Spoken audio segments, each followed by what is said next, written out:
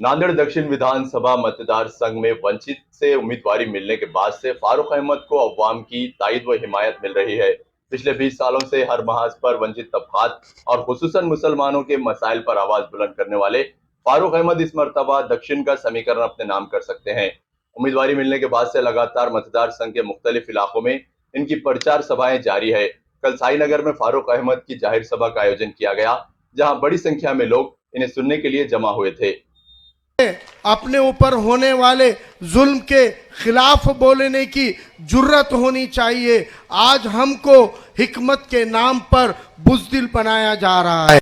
आज हमको हिकमत के नाम पे खामोश बिठाया जा रहा है। आज हमको सियासी एतबार से लड़ने के तरीक़े बताने की बजाय, लड़ने की सीख देने की बजाय, लड़ने का हुनर देने की बजाय हमको बीजेपी से डराने का काम हो रहा है, हमको शिवसेना से डराने का काम हो रहा है, हमको सिस्टम से डराने का काम हो रहा है, हमको एटीएस से डराने का काम हो रहा है, हमको एनआईए से डराने का काम हो रहा है। मैं नौजवानों को कहता हूँ, मर्द मुजाहिद की कौम हो, डरने की नहीं लड़ने की आदत डालो। हम डरने वाले नहीं, लड़ने वाली कौम है।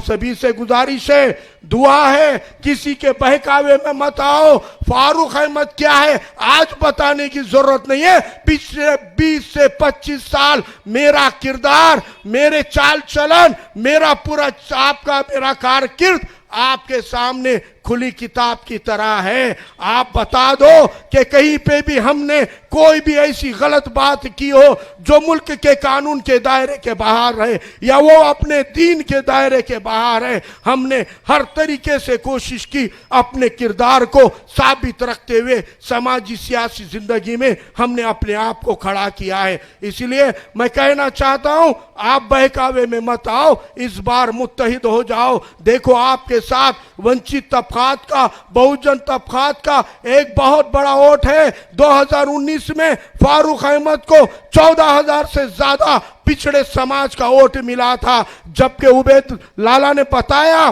पिछले 50 साल में 70 भाई बैटरी वाले रहो, समाद बागवान रहो, ईसा खान रहो, गफर खान रहो, सरवरी सर रहे, सैयद मोइन साहब रहे, इनके वोट का भी फॉर्म लेकर 20 नंबर का फॉर्म लेकर बैठो।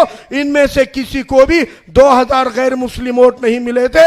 अल्हम्दुलिल्लाह फारूक अहमद को 14,000 से ज्यादा गैर मुस्लिम वोट वंचित बहुजन आघाड़ी की बदौलत मिले थे। 2, 5, 10 हजार से हार रहे थे, 14,000 वोट आपके कैंडिडेट को दिए। लेकिन हम बट गए। हम एक फैमिली में 2 लोग इसको डाल रहे, 2 उसको डाल रहे, 3 उसको डाल रहे, शिरनी के जैसे वोट बट गए और उसकी वजह से एक हार हमको देखनी पड़ी। आज अगर आप मुत्तहिद रहेंगे, इंशाल्लाह आने वाले वक्त में 50 साल का जितना डेवलपमेंट पेंडिंग है उस सबको लाइन लगा के ठीक किया जाएगा। पहुंचने वाली शख्सियत का नाम फारूक अहमद है।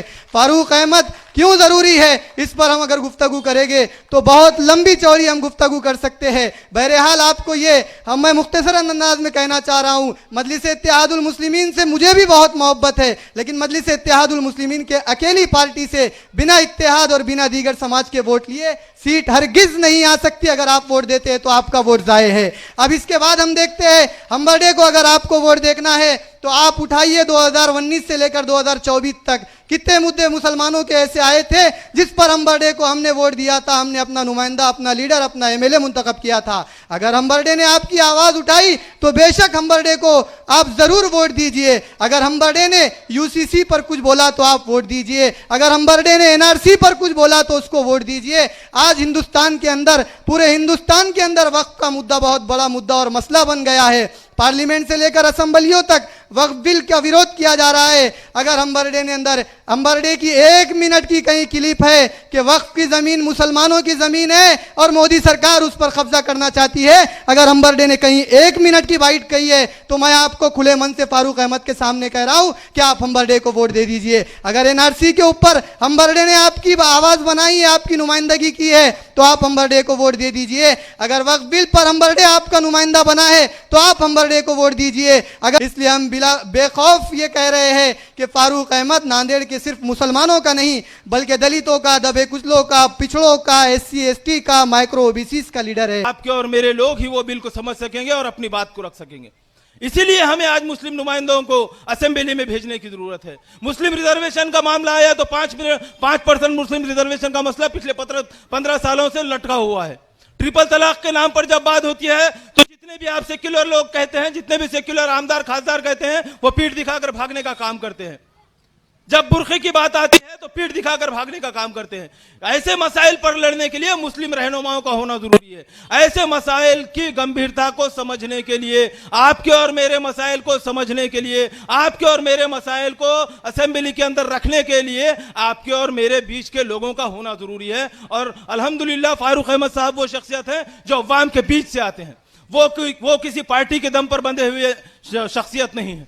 उन्होंने अपना खुद का लोहा मनवाया है। वो रास्तों की लड़ाई लड़ लड़ कर कई तकालीफ को उन्होंने देखा है। आज हमा किस्म के मसाइल उनके सामने आते हैं। उन्होंने ये तय किया है, उन्होंने ये निर्धार किया है और हम सब की ये कोशिश है कि इंशाअल्लाह इन मसलों पर लड़ने के लिए, इन मसलों को हल करने के लिए, हमारे और आपके जो मसाइल हैं उन मसलों को हल करने के लिए विधानसभा के अंदर हमारी और आपकी नुमाइंदगी करने के लिए एक पढ़ा लिखा, एक समझदार कायद जो कभी बिका नहीं और किसी के आगे झुका नहीं, ऐसी क़यादत को अंदर भेजने की जरूरत है जिसके 2 नंबर के कारोबार नहीं है, जो शासन प्रशासन, कलेक्टर ऑफिस हो, पुलिस स्टेशन हो, SP साहब का ऑफिस हो, डंके की चोट पर हक बात करने का दम रखता है। ऐसी क़यादत को हमें मंजूर करने की जरूरत है, ऐसी क़यादत को जिताने की जरूरत है।